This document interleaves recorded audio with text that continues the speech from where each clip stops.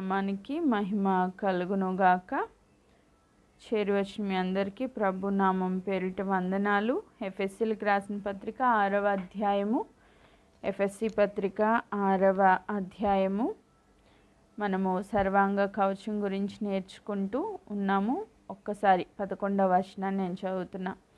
మీరు అపవాది తంత్రములను ఎదిరించుటకు శక్తిమంతులగునట్లు దేవుడిచ్చు సర్వాంగ కవచమును ధరించుకొనుడి. ఆమేన్. దేవుడిచ్చు సర్వాంగ కవచమును ధరించుకొనుడి.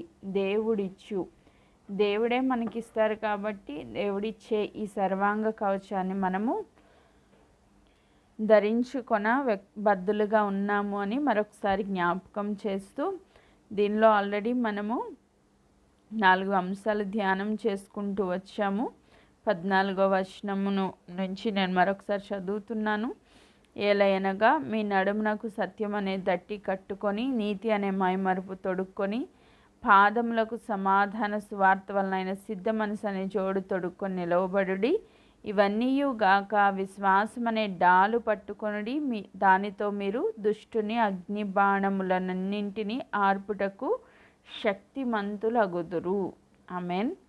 అండ్ ఫైనల్గా 5th ఆయుధం ఏంటి అంటే రక్షణను, శిరస్త్రాణము, వాక్యమును, దేవుని వాక్యమును, ఆత్మ ఖడ్గమును ధరించుకొనుడి. ఈ దినం మనము రక్షణ అనే శిరస్త్రాణం గురించి ధ్యానం చేయబోతా ఉన్నాం. రక్షణ అనే శిరస్త్రాణము అంటే హెల్మెట్. మనకు అర్థమయ్యే భాషలో హెల్మెట్. ఒక వ్యక్తికి డాలు, ఒక సైనికుడికి డాల్ ఎంత ఇంపార్టెంటో హెల్మెట్ కూడా అంతే ఇంపార్టెంట్. అన్నింటికన్నా ముఖ్యమైనది హెల్మెట్ చెప్పాలంటే. సో ఎందుకు అంటే మనము ఈ మధ్యకాలంలో చాలా యాక్సిడెంట్స్ చూస్తూ ఉన్నాం. సో యాక్సిడెంట్ అయిన వ్యక్తి స్పాట్ డెడ్ అయ్యారు అంటే మ్యాక్సిమం 90% తలకి దెబ్బ తగిలితేనో ఎక్కువగా స్పాట్ డెడ్స్ అవుతూ ఉంటారు. సో తలకి దెబ్బ తగలకుండా హెల్మెట్ని ధరించాలి అని గవర్నమెంట్ ఒక రూల్ పెట్టింది. ఎందుకంటే తల చాలా చాలా చాలా ఇంపార్టెంట్. కాళ్ళు విరిగినా, చేతులు విరిగినా, ఒకవేళ ఏదో ఒక బాడీ పార్ట్ విరిగిపోయినా కూడా వాళ్ళు సర్వైవ్ అవ్వగలుగుతారు, కానీ బ్రతకడానికి ఛాన్స్ ఉంది. కానీ తలకి ఒకవేళ బలంగా దెబ్బ తగిలి బ్రెయిన్ డెడ్ అయింది అంటే మాత్రం వాళ్ళు బ్రతకడానికి అవకాశం లేదు. ఒకవేళ బ్రతికినా వ్యర్థం అన్నమాట. అన్ని ఆర్గన్స్ మంచిగా ఉండి బ్రెయిన్ డెడ్ అయింది అంటే వాళ్ళు బ్రతికినా అనవసరం. సో అలాంటి సిచ్యువేషన్స్ ఉంటాయి కాబట్టి హెల్మెట్ కంపల్సరీ, అదొక రూల్లా పెట్టేశారు. హెల్మెట్ లేకుండా మీరు బైక్ డ్రైవ్ చేస్తే ఖచ్చితంగా ఫైన్ వేస్తారు, ఆ లైసెన్స్ కూడా క్యాన్సిల్ చేస్తారు మరలా 10 సార్లు ఒకవేళ మనం అలా చేస్తూ ఉంటే.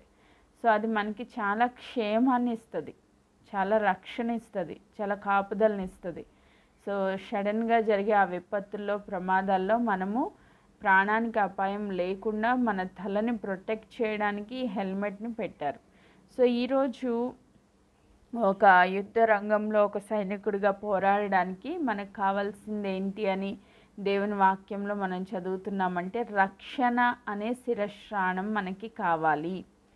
రక్షణ అనే శిరస్త్రాణం, రక్షణను శిరస్త్రాణముగా ధరించాలి, ఒక హెల్మెట్గా రక్షణను ధరించాలి అని దేవుని వాక్యం సెలవిస్తూ ఉంది. దీని గురించి కొన్ని మాటలు మనం ధ్యానం చేసుకుందాం.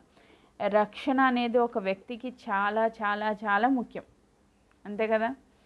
ఇప్పుడు ఈ కవచాలన్నీ ధరించుకుని మనం నిలవబడ్డా మనకి రక్షణ లేదనుకోండి, కాసేపు అనుకుందాం, మనం ఏమైపోతాం? రక్షణ లేని వాళ్ళందరూ వెళ్ళేది ఎక్కడికి? నిత్య నరకాగ్నికి.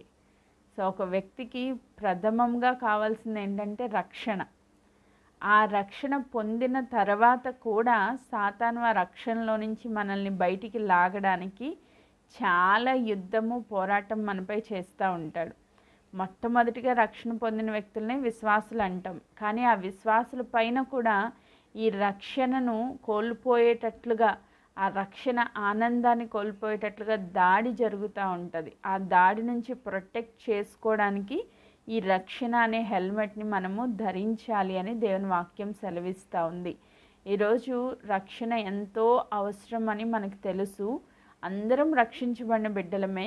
మరలా మనం దీన్ని ఎందుకు నేర్చుకుంటున్నామంటే ఈ రక్షణలో స్థిరముగా లేకుండా మనల్ని బయటికి లాగడానికి సాతాను చేస్తున్న దాడి నుంచి మనల్ని మనం ప్రొటెక్ట్ చేసుకోవడానికి ఈ హెల్మెట్ మనకి అవసరమై ఉంది.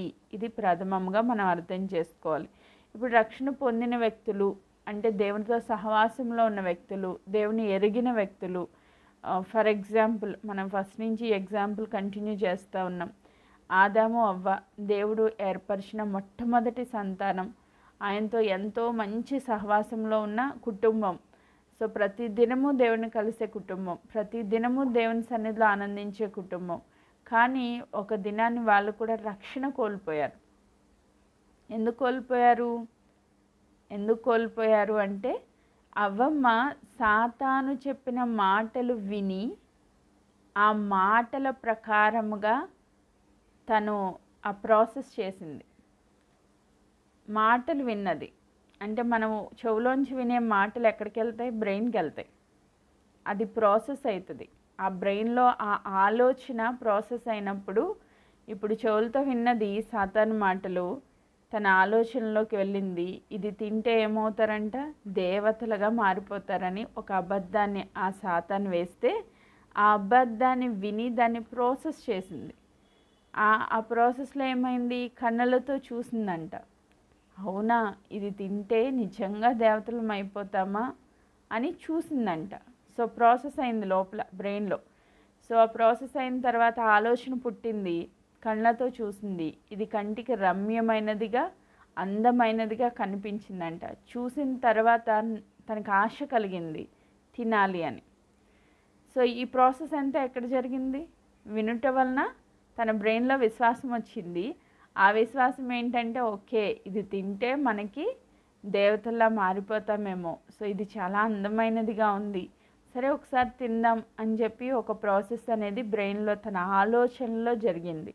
ఈరోజు మనం కూడా పాపం చేయడానికి సాతాను మనల్ని ప్రేరేపించినప్పుడు మనం ఆలోచనలతో పట్టుబడతా ఉంటాం.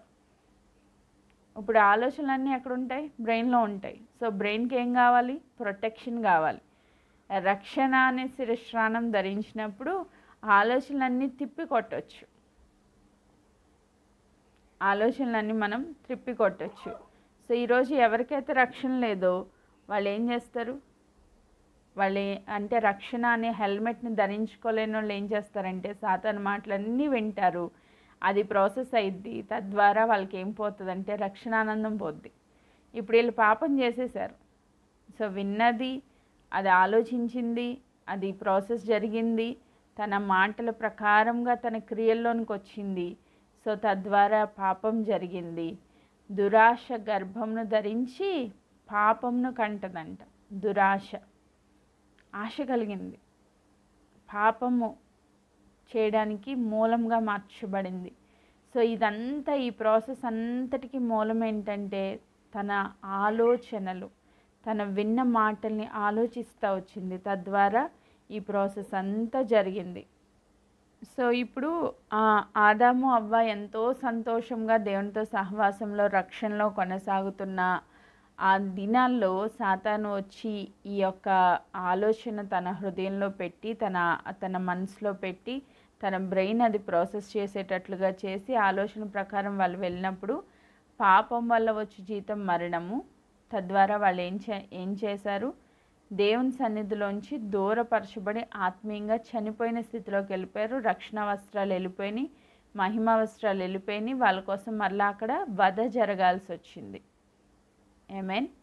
సో ఇప్పుడు మనము కూడా ఎప్పుడు పాపంలో చేస్తే అప్పుడు మనకేం పోతుంది? రక్షణ ఆనందం పోతుంది. సో సాతాను పని ఏంటంటే మన శరీర ఆలోచనల ద్వారా, క్రియల ద్వారా మనల్ని పాపానికి ప్రేరేపిస్తూ ఉంటాడు. వాడు చేసే ఒక పోరాటం ఇది, ఒక యుద్ధం. మనకి తెలియకుండానే మనల్ని పాపంలో లాగడానికి, డీవియేట్ చేయడానికి సాతాను చాలా రకాలుగా ప్రయత్నిస్తాడు. ఇప్పుడు ఫర్ ఎగ్జాంపుల్ దావీదు జీవితంలో కూడా చూస్తే దావీదుకి తెలీదా దేవుడితో సహవాసంలో లేడా? ఆయన పాపం చేయకూడదని తెలీదా? తెలుసు. తను చాలా గొప్ప దావీదు దేవుని హృదయానుసారుడు అని ఒక మంచి సాక్ష్యం పొందిన బిడ్డను కూడా ఈ యొక్క పాపంలోనికి, వ్యభిచారం చేయడానికి, హత్య చేయడానికి ప్రేరేపించి ఆ రక్షణ ఆనందాన్ని కోల్పోయేటట్లుగా చేశాడు. సో దావీదు లాంటి వాడే పడిపోయాడంటే మనందరం పడిపోవడంలో పెద్ద విషయం ఏం లేదు. కానీ దాని నుంచి మనం ప్రొటెక్ట్ చేసుకోవడానికి, అంటే ఆలోచనలో చూశాడు, ఆలోచించాడు, ప్లాన్ వేశాడు, తీసుకురమ్మన్నాడు, పాపం చేశాడు. ఈ ఆలోచనలలో, థాట్ ప్రాసెస్లో జరిగే ఒక అటాక్స్ అన్నింటి నుంచి మనము డీవియేట్ అవ్వకుండా ఉండాలి అంటే మనకి ఏం అవసరం అంటే రక్షణ అనే హెల్మెట్ అవసరం. సో ఈరోజు రక్షణ గురించి మనం సరైన అవగాహన కలిగి ఉండాలి. రక్షణ అంటే ఏంటి మనం ఒకసారి చూద్దాం. ఎఫెసీలకు రాసిన పత్రికలోనే 1వ అధ్యాయము 7వ వచనాన్ని నేను చదువుతున్నా. 1:7. దేవుని కృపా మహదైశ్వర్యమును బట్టి ఆ ప్రియుని యందు ఆయన రక్తం వలన మనకు విమోచనము అనగా మన అపరాధములకు క్షమాపణ మనకు కలిగి ఉన్నది. సో ఈరోజు దేవుని యొక్క కృపా మహదైశ్వర్యమును బట్టి ఆయన ప్రియుడైన యేసు క్రీస్తు ప్రభు యొక్క రక్తం వలన మనకి ఏమొచ్చిందంట? విమోచనము వచ్చింది. విమోచన అంటే విముక్తి, అంటే మన పాపములకు విడుదల వచ్చింది. సాతాను ఎప్పుడు ఏం చెప్తాడంటే నువ్వు పాపివి, నువ్వు దేవుని సన్నిధికి వెళ్ళడానికి నీకు అర్హత లేదు అని చెప్తాడు. కానీ దేవుడు ఏం చెప్తున్నారు? నీ పాపములన్నింటికీ విడుదల నేను ఇచ్చేశాను. కాబట్టి నువ్వు ఎవరు అంటే నువ్వు రక్షణ పొందిన బిడ్డవి. మన అపరాధములకు క్షమాపణ కలిగి ఉన్నదంట. ఆల్రెడీ దేవుడు క్షమించేశారు. ఇప్పుడు మనం పాపులము కాదు. అది మనము సరైన రీతిలో అండర్స్టాండ్ చేసుకుంటే ఈ గిల్ట్ ఫీలింగ్లోనికి వెళ్ళకుండా మనం సాతాన్ని జయించగలుగుతాం. చాలామంది గిల్ట్లో బ్రతుకుతూ ఉంటారు. అయ్యో నేను తప్పు చేశాను, ఫలానా టైంలో తప్పు చేశాను కాబట్టే నాకు ఈ శిక్ష వచ్చింది, నేను పాపిని, నేను సరైన దేవుని బిడ్డను కాదు, దేవుని నమ్ముకున్నాక కూడా ఒకసారి నేను తప్పు చేశాను, ఇట్లా సాతాను ప్రేరేపిస్తూ ఉంటాడు. కానీ దేవుడు ఏం చెప్తున్నారు? నీ పాపములకు, నీ అపరాధములకు అన్నింటికీ ఆయన వెల చెల్లించేశారు. You are free now. నీకు అసలు పాపం అనేది లేదు. నువ్వెవరు అంటే నువ్వు పరిశుద్ధుడివి. అది మనం సరైన రీతిలో అండర్స్టాండ్ చేసుకోవాలి. అదే రక్షణకు మూలం. ఎఫెసీలకు రాసిన పత్రిక 2వ అధ్యాయంలో 4వ వచనం నుంచి నేను చదువుతున్నాను. దేవుడు కరుణా సంపన్నుడై ఉండి మనము మన అపరాధముల చేత చచ్చిన వారమై ఉండినప్పుడు సహితము మన ఎడల చూపిన తన మహా ప్రేమ చేత మనలను క్రీస్తుతో కూడా బ్రతికించెను. కృప చేత మీరు రక్షింపబడి ఉన్నారు. ఎలా రక్షణ పొందాం? కృప చేత రక్షణ పొందాం. ఆమేన్. సో మన అపరాధములన్నీ దేవుడు క్షమించేశారు. ఆయన కృప చేత మనల్ని రక్షించారు. ఇది ఎవరైతే పర్ఫెక్ట్గా మన ఆత్మలో నమ్ముతామో, మనము సరైన అవగాహన రక్షణ విషయంలో కలిగి ఉంటామో, ఆయన కృప ద్వారా నేను రక్షణ పొందాను అన్న విషయాన్ని ఎవరైతే విశ్వాసంతో పట్టుకుంటారో వాళ్ళ మీద సాతాను దాడి చేయలేడు. ఆ రక్షణ ఆనందాన్ని కోల్పోయేటట్లుగా పాపం నాకు వాడు ప్రేరేపించలేడు. పాత పురుషుడు చనిపోయాడు, నవీన పురుషుణ్ణి మనం ధరించుకొని ఉన్నాం. కాబట్టి ఇప్పుడు వాడు పాపం చేయడానికి ప్రేరేపిస్తే మనం ఎలా రియాక్ట్ అవుతాము అంటే, యోసేపు ఏ రీతిగా రియాక్ట్ అయ్యాడో. యోసేపు పాపం చేయడానికి త్వరపడ్డా?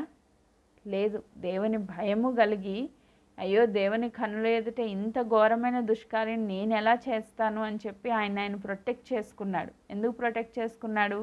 దేవుణ్ణి కలిగి ఉన్న బిడ్డగా రక్షణ అనే ఆ యొక్క హెల్మెట్ని ధరించుకున్నాడు. కాబట్టి ఆ ఆలోచనలను తట్టుకుని దాని నుంచి పారిపోవడానికి, ఆలోచనలు ప్రాసెస్ అవ్వకుండా, పాపంలో పడిపోకుండా తను ప్రొటెక్ట్ చేసుకోగలిగాడు. ఈరోజు నీకు అవకాశం రాకుండా ఉండదు. పాపం చేయడానికి అనేక అవకాశాలు సాతాను నీ దగ్గర తీసుకొస్తాడు. ఖచ్చితంగా అవకాశాలు వస్తాయి. కానీ ఆ అవకాశం వచ్చినప్పుడు మనల్ని మనం ఎలా ప్రొటెక్ట్ చేసుకోవాలంటే సర్వాంగ కవచాన్ని ధరించుకొని మనల్ని మనం ప్రొటెక్ట్ చేసుకుని పాపంలో పడకుండా ఆయన రక్షణలో స్థిరంగా నిలవబడేటట్లుగా మనం ఉండాలి. ఆమేన్. సో ఈరోజు మనం రక్షణ గురించి సరైన అవగాహన ఉంటే సాతాను మనల్ని ఏమీ చేయలేడు. సాతాను మనల్ని ఏమీ చేయలేడు. ఇంకొక మాట చదువుతున్నాను. తెస్సలోనికైలకు రాసిన పత్రిక 5వ అధ్యాయము, మొదటి తెస్సలోనికైలకు రాసిన పత్రిక 5వ అధ్యాయము 8వ వచనాన్ని నేను చదువుతున్నా. 5:8 7 నుంచి చదువుకుందాం. నిద్రపోవారు రాత్రివేళ నిద్రపోదురు, మత్తుగా ఉండేవారు రాత్రివేళ మత్తుగా ఉందురు. మనము పగటి వారమై ఉన్నాము గనుక మత్తులమై ఉండక విశ్వాస ప్రేమను కవచమును రక్షణ నిరీక్షణని శిరస్త్రాణమును ధరించుకొందుము. మనం ఎవరము? పగటి వారము, వెలుగులో ఉన్నవారము. మనం ఎలా ఉండాలి అంటే విశ్వాసము ప్రేమ అనే కవచాన్ని ధరించుకోవాలంట. రెండవదిగా చెప్తున్నారు రక్షణ ప్లస్ నిరీక్షణ అనే శిరస్త్రాణాన్ని ధరించుకోవాలని. రక్షణ ఎంత ఇంపార్టెంటో నిరీక్షణ కూడా అంతే ఇంపార్టెంట్. ఈ రెండింటినీ మనం ధరించుకున్నప్పుడు సాతాను చేస్తున్న దాడిలో మనం స్ట్రాంగ్గా నిలవబడగలుగుతాం. ఒకవేళ తలకే దెబ్బ తగిలింది అనుకోండి, మన ఆలోచనలే కరప్ట్ అయిపోయినాయి అనుకోండి, ఆలోచనల ద్వారా సాతాను మనల్ని కృంగదీసి పడగొట్టేస్తాడు. ఇప్పుడు నీకు రక్షణ ఉంది, నిరీక్షణ లేదనుకోండి. నిరీక్షణ అంటే ఏంటి? భవిష్యత్తులో దేవుడు మనకి ఒక ఉన్నతమైన స్థానం ఇవ్వబోతున్నారు. పరలోక రాజ్యంలకు మనం చేర్చబడబోతున్నాం. అక్కడ సంపూర్ణ సంతోషం ఉంది. నీవు ఎప్పుడైతే ఈ ఆశ కలిగి ఉంటావో, ఈ నిరీక్షణ కలిగి ఉంటావో, సరైన రీతిలో నీకు రక్షణ పొందిన బిడ్డలకి నిరీక్షణ ఎప్పుడైతే వస్తుందో వాళ్ళని సాతాను ఏమాత్రం టచ్ చేయలేడు. నీలో రక్షణలో ఏదైనా ప్రాబ్లం ఉన్నా, అంటే మరలా పాపం చేసి పడిపోతా ఉన్నా, ఒకవేళ భవిష్యత్తు గురించిన నిరీక్షణ నీకు లేకపోయినా సాతాను దాడిలో నువ్వు నిలవబడలేవు. కాబట్టి రక్షణ ప్లస్ నిరీక్షణ ఈ రెండింటిని శిరస్త్రాణముగా మనం ధరించుకోవాలి. ఈ హెల్మెట్ ఎవరికైతే ఉంటుందో వాళ్ళని సాతాను ఏమీ చేయలేడు, వాడు డివియేట్ చేయలేడు. సో ఈరోజు ఎంతమంది అయితే రక్షణ కలిగి ఉన్నారో వాళ్ళందరూ నిరీక్షణలో స్థిరంగా ఉన్నారా? దేవుడు నాకు మంచి భవిష్యత్తు ఇవ్వబోతున్నారు, భూమి మీద ప్లస్ పరలోకంలో. ఈ మాటను మనం నమ్మాలి, విశ్వసించాలి. నీవు కృపచేత రక్షణ పొందావు, నీ కొరకు ఒక ఉన్నతమైన భవిష్యత్తు ఎదురు చూస్తూ ఉంది. ఆమేన్. ఈ రెండు మాటల్ని ఎవరైతే నమ్ముతారో సాతాను వాళ్ళని ఏమీ చేయలేడు. ఆమేన్. Praise God. ఇంకొంచెం మనం ముందుకు వెళ్తే యేసుక్రీస్తు ప్రభువు మనకి రక్షణ ఇవ్వడానికి లోకానికి దిగి వచ్చిన రక్షకుడిగా మనం చూస్తాం. ఆ ప్రభువును గనక మనం ధరించుకుంటే ఈ సర్వాంగ కవచంలో మీరు ధ్యానం చేస్తూ ఉంటే ఒక్కొక్క ఆయుధం కూడా ప్రభువునే సూచిస్తూ ఉంది. ఒక్కొక్క ఆయుధము ప్రభువునే సూచిస్తూ ఉంది. ఆయనే మనకి డాలు, ఆయనే మనకి నీతి కవచము, ఆయనే మనకి బెల్ట్, ఆయనే మనకి చెప్పులు, ఆయనే మనకి హెల్మెట్. అంటే ఇదంతా దేన్ని సూచిస్తుందంటే క్రీస్తుని ధరించుకోవడాన్ని సూచిస్తూ ఉంది. సో ఈరోజు క్రీస్తుని ధరించుకునే ఏ ఒక్కరు కూడా రక్షణలో నుంచి రక్షణానందాన్ని కోల్పోయి డీవియేట్ అవ్వరు. సో ఇంకొక మాట చదువుతున్నాను చూడండి. కీర్తనల గ్రంథము 18వ అధ్యాయము 2-3 వచనాలు. ఇక్కడ దావీదు చెప్తూ ఉన్నారు కదా, యెహోవా నా శైలము, నా కోట, నన్ను రక్షించువాడు. ఆమేన్. ఈయన ఎలాంటి స్థితిలో ఈ మాట చెప్తున్నారు అంటే అతని శత్రువులందరి చేతిలో నుంచి, సౌలు చేతిలో నుంచి యెహోవా అతన్ని తప్పించిన దినమున దావీదు ఈ గీతవాక్యములు చెప్పి యెహోవాను స్తోత్రించి అతడు ఇట్లనెను. శత్రువులందరి చేతిలో నుంచి దేవుడు రక్షించిన తర్వాత చెప్తున్న మాట, యెహోవా నా శైలము, నా కోట, నన్ను రక్షించువాడు, నా కేడెము, నా రక్షణ శృంగము, నా ఉన్నత దుర్గము, నా దేవుడు, నేను ఆశ్రయించి ఉన్న నా దుర్గము. దావీదు చెప్తున్నారు, నా రక్షకుడు, నా రక్షణ శృంగము నా దేవుడే. ఈరోజు నీకు రక్షణగా, నీకు కోటగా, నీకు బలమైన దుర్గముగా ఆయన ఉండడానికి ఇష్టపడుతున్నారు. సాతాను నీ మీద చేస్తున్న దాడిలో, శత్రు దాడి అంతటి నుంచి, సాతాను దాడి అంతటి నుంచి దేవుడు నిన్ను విడిపించడానికి, దావీదుని ఏ రీతిగా అయితే సౌలు చేతిలో నుంచి తప్పించుకుంటూ వచ్చారో ఆ రీతిగా నిన్ను నన్ను తప్పించడానికి దేవుడు ఇష్టపడతా ఉన్నారు. ఆమేన్. Praise God. ఈరోజు మనము అలాంటి ప్రొటెక్షన్లో ఉన్నామా? అలాంటి ప్రొటెక్షన్లో ఉంటే ప్రభుకు స్తోత్రం. దేవుని ధరించుకొని ఉంటే మనల్ని మనం ప్రొటెక్ట్ చేసుకోగలుగుతాం. ఇంకా మనం కొంచెం ముందుకు వెళ్తే ఇదే కీర్తన గ్రంథం 27వ అధ్యాయము 27వ అధ్యాయం 1వ వచనాన్ని కూడా నేను చదువుతున్నా. 27:1 యెహోవా నాకు వెలుగును రక్షణ అన్నాడు, నేను ఎవరికి భయపడుదును? యెహోవా నా ప్రాణ దుర్గము, నేను ఎవరికి వెరుతును? ఇక్కడ దావీదు చెప్తున్నారు, నాకు వెలుగును రక్షణ అయ్యున్నాడు, నేను ఎవరికి భయపడుదును. ఈరోజు చాలామందికి భయాలు ఉన్నాయి. సాతాను అంటే అందరికీ భయమే కదా. దేవుని ధరించుకున్న బిడ్డ సాతానికి భయపడదు. ఏం చేయాలి? ఎదురు తిరగాలి, వాడిని అపోజ్ చేయాలి, వాడితో యుద్ధం చేయాలి, జయించాలి. విడుదల పొందడానికి మనం స్ట్రాంగ్గా నిలవబడాలి. ఎందుకంటే దేవుడే మన పక్షంగా ఉండగా మనం ఎవ్వరికి భయపడాల్సిన అవసరం లేదు. ఆమేన్. ఆయన నాకు వెలుగును రక్షణ అయి ఉన్నాడు, ఆయన నా ప్రాణ దుర్గము, నేను ఎవ్వరికి భయపడను అని దావీదు చెప్తా ఉన్నాడు.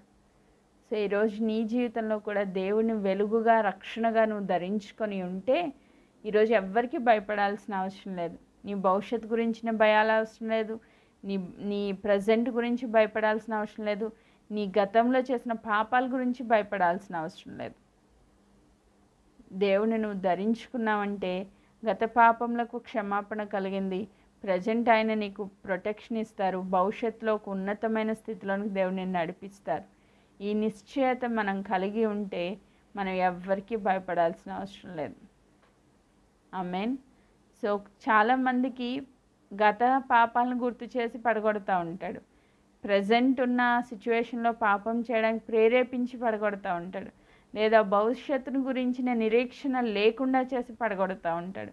ఈ 3 విషయాల్లో కూడా మనం సరైన అవగాహన కలిగి క్రీస్తును ధరించుకున్న వ్యక్తులుగా ఉంటే సాతాను దాడిలో మనం ఎవ్వరికీ భయపడాల్సిన అవసరం లేదు.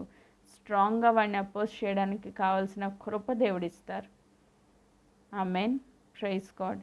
ఇంకొక మాట చదువుతున్నాను. ఇర్మియా గ్రంథము 2వ అధ్యాయము, ఇర్మియా గ్రంథము 2వ అధ్యాయము 3వ అధ్యాయము 23వ వచనం. ఇర్మియా గ్రంథం 3వ అధ్యాయము 23వ వచనాన్ని నేను చదువుతా ఉన్నా.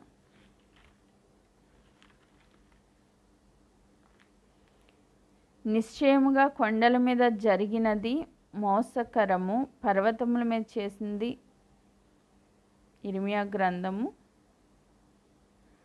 మోసకరము, పర్వతముల మీద చేసింది ఘోష నిష్ప్రయోజనము. నిశ్చయముగా మా దేవుడైన యెహోవా వలన ఇశ్రాయేలీనకు రక్షణ కలుగును. ఆమేన్. ఇశ్రాయేలీలైన మా దేవుడైన యెహోవా వలన ఇశ్రాయేలీలకు రక్షణ కలుగును. నిశ్చయంగా కొండల మీద జరిగింది మోసకరము, పర్వతముల మీద చేసిన ఘోష నిష్ప్రయోజనము. వీళ్ళందరూ పర్వతాల మీదకి వెళ్ళి ఏం చేస్తున్నారంటే బయలుకి అర్పణలు అర్పిస్తూ ఉన్నారు, విగ్రహారాధన చేస్తూ ఉన్నారు. అదంతా నిష్ప్రయోజనం. కానీ మా దేవుడైన యెహోవా వలననే ఇశ్రాయేలీలకు రక్షణ కలుగును. రక్షణ ఇచ్చేది ఎవరు? ఎన్ని విగ్రహారాధనలు చేసినా వాళ్ళకి ప్రొటెక్షన్ దొరకలేదు. దేవుని దగ్గరికి వచ్చినప్పుడు ఆయన వారికి రక్షణ కలుగచేశారు. ఆమేన్.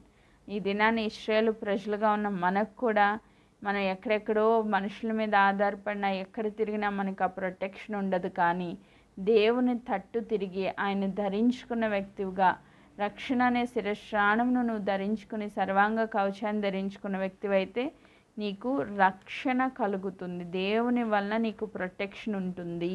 ఆమేన్, ప్రైజ్ గాడ్. ఇంకొక మాట చదువుకుందాం. రెండవ తిమోతికి రాసిన పత్రిక, 2 తిమోతి పత్రిక 2వ అధ్యాయము 10వ వచనాన్ని కూడా నేను చదువుతున్నా. 2 తిమోతి చాప్టర్ 2 వర్స్ 10. 2 తిమోతి 2:10 నేను చదువుతా ఉన్నాను. అందుచేత ఏర్పరచబడిన వారు నిత్యమైన మహిమతో క్రీస్తు యేసునందలి రక్షణ పొందవలనని నేను వారి కొరకు సమస్తము ఓర్చుకొనుచున్నాను. ఏర్పరచబడిన వారు నిత్యమైన మహిమతో కూడా క్రీస్తు యేసునందలి రక్షణ పొందవలెనని, క్రీస్తు యేసునందలి రక్షణ పొందవలనని నేను సమస్తమును ఓర్చుకొనుచున్నాను. అలాగనే ఈ మాట నమ్మదగినది ఏదనగా, మనం ఆయనతో కూడా చనిపోయిన వారమైతే ఆయనతో కూడా బ్రతుకుదుము, సహించిన వారమైతే ఆయనతో కూడా ఏలుదుము. ఆమేన్. సో ఈరోజు మనందరము ప్రభుతో ఏలే వ్యక్తులుగా ఆయనతో కలిసి యుద్ధం చేయడానికి ఈ సర్వాంగ కవచాన్ని ధరించుకొని దేవుని సన్నిధిలో సాతాను ఎదురుగుండా వెన్ను చూపకుండా నిలవబడాలి అంటే రక్షణ అనే శిరస్త్రాణం చాలా అవసరమై ఉన్నది. ఈరోజు మనం రక్షణలో ఉన్నవారమే, కానీ ఆ రక్షణలో నుంచి పడగొట్టడానికి సాతాను చాలా రకాల దాడులు చేస్తాడు. అన్ని రకాల దాడుల నుంచి మనం ప్రొటెక్ట్ చేసుకోవాలి అంటే, రక్షణలో స్థిరముగా ఉండాలి అంటే మనము మొదటిగా క్రీస్తును ధరించుకున్న వ్యక్తులుగా ఉండాలి. ఆయన మన కోసం వచ్చాడు, మన అపరాధముల నిమిత్తం చనిపోయాడు, మన గత పాపములు తుడిచివేశాడు, భవిష్యత్ పాపాలను కూడా తుడిచివేశారు. మనం ఇప్పుడు క్రీస్తులో పరిశుద్ధులము, నిరీక్షణ కలిగిన వ్యక్తులం, మనకు ఆయన విమోచన అయ్యారు. ఈ విషయం మనం ఎప్పుడైతే అండర్స్టాండ్ చేసుకుంటామో, సాతాను చేస్తున్న దాడిలో మనల్ని మనం ప్రొటెక్ట్ చేసుకుని అవ్వమ్మ పడిపోయినట్లుగా కాకుండా, దావీదు పడిపోయినట్లుగా కాకుండా, దానియేలు, షద్రకు, మెషకు, అబేద్నెగోలు ఎలా అయితే నిలవబడ్డారో, సాతాను ఆలోచనలు ఎలా త్రిప్పి కొట్టారో, ప్రభువులో ఎలా ఆ దేశ రక్షణకు మూలంగా మార్చబడ్డారో, ఈరోజు మనం కూడా అంత స్ట్రాంగ్గా నిలవబడి దేవుని కొరకు స్ట్రాంగ్గా యుద్ధాలు చేయాలి. లాస్ట్ అండ్ ఫైనల్గా ఒక చిన్న ఎగ్జాంపుల్ చెప్పి నేను ముగించేస్తాను. దావీదు గొలియాతుని ఎదుర్కోవడానికి వెళ్తూ ఉన్నప్పుడు సౌలు రాజు పిలిచి ఆయన యొక్క కవచాన్ని దావీదుకి ధరింప చేయడానికి ఇష్టపడ్డాడంట. ఒకసారి ఆ మాట కూడా చదువుకుందాం. 1 సమూయేలు గ్రంథం 17వ అధ్యాయము, 1 సమూయేలు గ్రంథం 17వ అధ్యాయం 5వ వచనాన్ని నేను చదువుతా ఉన్నా. 1 సమూయేలు గ్రంథం 17:5. ఇది గొలియాతు ధరించిన కవచం గురించి రాయబడిన మాట. అతని తల మీద రాగి శిరస్త్రాణం ఉండెను, అతడి యుద్ధ కవచం ధరించి ఉండెను, ఆ కవచము 5,000 తులముల రాగి ఎత్తుగలది. ఇప్పుడు గొలియాతు వస్తూ ఉన్నాడు యుద్ధం చేయడానికి. అతను ఎలాంటి యుద్ధ కవచాలు ధరించాడు అంటే, తన తల మీద రాగి శిరస్త్రాణం, రాగితో చేసిన హెల్మెట్ని ధరించాడంట. రెండవది, అతడు యుద్ధ కవచము ధరించి ఉండెను, ఆ కవచము 5,000 తులముల రాగి ఎత్తుగలది. 5,000 తులములతో చేసిన రాగి ఎత్తుగల యుద్ధ కవచాన్ని అతడు ధరించాడంట. అలాగే దావీదుని పిలిచి సౌలు గారు కూడా తన యుద్ధ కవచాన్ని ధరించమని అడిగినప్పుడు, అదే 1 సమూయేలు 17వ అధ్యాయం 38వ వచనం. పిమ్మట సౌలు తన యుద్ధ వస్త్రములు దావీదునకు ధరింపచేసి రాగి శిరస్త్రాణం ఒకటి అతనికి కట్టి యుద్ధ కవచం తొడిగించెను. ఈ సామాగ్రి దావీదునకు వాడుక లేదు గనుక తాను తొడిగిన వాటిపైన కత్తి పట్టుకొని వెళ్ళగలిగినది లేనిది చూచుకొనిన తరువాత దావీదు, ఇవి నాకు వాడుక లేవు, వీటితో నేను వెళ్ళలేనని సౌలుతో చెప్పి వాటిని తీసివేశాను. సో ఇప్పుడు గొలియాతు యుద్ధ కవచాన్ని ధరించుకున్నాడు, దావీదు కూడా యుద్ధ కవచాన్ని ధరించారంట. కానీ అది తనకి ఎక్స్పీరియన్స్ లేదు, వాడుక లేదు. కాబట్టి నా వల్ల కాదని అది తీసేసి ఒక చిన్న రాళ్ళు తీసుకొని ఆ వడిసెలు పట్టుకొని యుద్ధము యెహోవాదే అని బయలుదేరారు. యుద్ధము యెహోవాదే అంటే ఇప్పుడు ఎవరిని ధరించుకున్నాడు దావీదు గొలియాతుని కొట్టడానికి? యుద్ధము యెహోవాదే అని దేవుణ్ణి ధరించుకున్న వ్యక్తిగా బయలుదేరాడు. ఆ యొక్క యుద్ధంలో, ఆ పోరాటంలో దావీదు చెప్తున్న మాట 45. దావీదు, నీవు కత్తి ఈటె బల్లెం ధరించుకున్న నా మీదకు వచ్చుచున్నావు. అయితే నీవు తిరస్కరించిన ఇశ్రాయేలీల సైన్యాధిపతియగు యెహోవా పేరిట నేను నీ మీదకు వచ్చుచున్నాను. అతడు యుద్ధ కవచం అంతా ధరించుకున్నాడు పోరాడడానికి, కానీ దావీదు దేవుని ధరించుకున్నాడు. ఆమెన్. యుద్ధ కవచం ధరించుకున్న గొలియాతు ఓడిపోయాడు, దేవుణ్ణి ధరించుకున్న దావీదు గెలిచాడు. ఆమెన్. ఆయన తలని ప్రొటెక్ట్ చేసుకోవడానికి ఎంతో గొప్ప రాగి కవచాన్ని, శిరస్త్రాణాన్ని ధరించాడంట. కానీ దేవుని సన్నిధిలో ఆయన వెళ్ళి ఏం చేశాడు చూద్దాం. చూడండి 47వ వచనం. అప్పుడు యెహోవా కత్తి చేతను ఈట చేతను రక్షించువాడు కాడని ఈ దండు వారందరూ తెలుసుకొందరు. యుద్ధము యెహోవాదే, ఆయన మిమ్మల్ని మా చేతికి అప్పగించునని చెప్పాను. ఆ ఫిలిష్తీయుడు లేచి దావీదును కలయుటకై అతన్ని ఎదుర్కొని పోగా, దావీదు వాడిని ఎదుర్కొని సైన్యము తట్టు త్వరగా పరిగెత్తుకొని పోయి తన సంచిలో చెయ్యి వేసి అందులో నుండి రాయి ఒకటి తీసి వడిసెలతో విసిరి ఆ ఫిలిష్తీయుని నుదుట కొట్టెను. ఆ రాయి వాడిని ఎదురుచొచ్చినందున వాడి నేలను బోర్లా పడెను. అసలు అద్భుతమైన మాట. 50వ వచనం. దావీదు ఫిలిష్తీయుని కంటే బలాఢ్యుడై ఖడ్గము లేకే వడిసెలతో రాతితో ఆ ఫిలిష్తీయుని కొట్టి చంపెను. వాడు బోర్లా పడగా దావీదు పరిగెత్తుకుని పోయి ఫిలిష్తీయుని మీద నిలుచుండి వాని కత్తి వరలో నుంచి దూసి దానితో వాడిని చంపి తన తల తెగ నరికెను. తలని చాలా ప్రొటెక్ట్ చేసుకోవడానికి రాగి శిరస్త్రాణం ధరించాడంట. కానీ ఈరోజు దావీదు ఏం చేశాడు? దేవుని ధరించుకొని వెళ్ళి ఆ తలని తెగ నరికాడంట. సో సాతాన్ని జయించాలి అంటే, సాతాను తల తెగ్గొట్టాలి అంటే, సాతానికి సిగ్గు అవమానం కలగాలి అంటే మనం దేని పేరిట వెళ్ళాలి? యెహోవా నామం పేరిట యుద్ధం చేయాలి. యెహోవాను ధరించుకున్న వ్యక్తులుగా యుద్ధం చేయాలి. ఈరోజు మనకు వస్తున్న పోరాటాలు, యుద్ధాల్లో మన తలని మనం ప్రొటెక్ట్ చేసుకోవడానికి రక్షణ అనే శిరస్త్రాణం ధరించుకున్న వ్యక్తులుగా యుద్ధము యెహోవాదే. ఈ యుద్ధాల్లో, ఈ పోరాటాల్లో గొప్ప విజయాలు సాధించాలని కోరుకుంటూ ఈ మాటలు నేను ముగిస్తున్నాను. దేవుడి ఈ వాక్య భాగమును దీవించునుగాక. ఆమెన్.